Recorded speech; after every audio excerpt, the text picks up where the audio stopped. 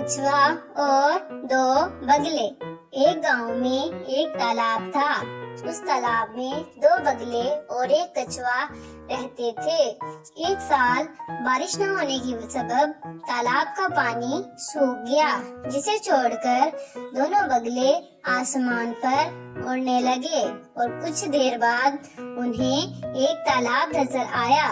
उसमें बहुत सारा पानी था और उस तालाब में मेंढक और कुछ और जानवर होने की वजह से दोनों बगले पुराना तालाब छोड़कर नए तालाब में रहने का सोचने लगे।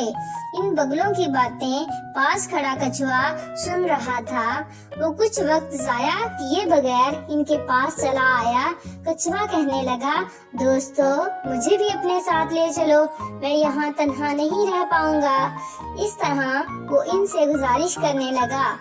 बगले जो है उनको उन पे रहम आ जाता है। वो रहम करते हुए कछुए को अपने साथ ले जाने पर रजामंद हो गए, लेकिन उन्हें समझ नहीं आ रहा था कि वो कछुए को अपने साथ किस तरह लेकर जाएं। कछुआ उड़ नहीं सकता था और ना ही इतनी दूर चल पाएगा। उन्होंने सोचा कि इसे अपनी पीठ पर बैठाकर हवा में ले उड़े, लेकिन कछुआ उनकी पीठ पर नहीं चढ़ सकता था। बड़ी देर बाद होरों को फिक्र करने के बाद उनको एक ख्याल आया। उन्होंने सोचा कि कछुआ अगर लकड़ी को पकड़ ले तो बगले इसे अपनी चोंच में पकड़कर नए तालाब में पहुंच सकते हैं। बगलों की बातों को सुनकर कछुए ने राहत की सांस ली।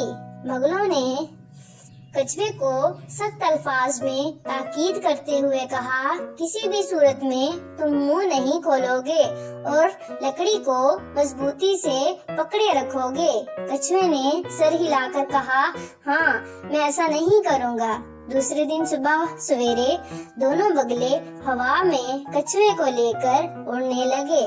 वो आसमान में उड़ने लगे तो कुछ फासले पर कुछ बच्चे खेलते हुए उनको नजर आए। बच्चे कछुए और बगलों को हैरत से देखकर उन्हें मारने के लिए पत्थर तलाश करने लगे।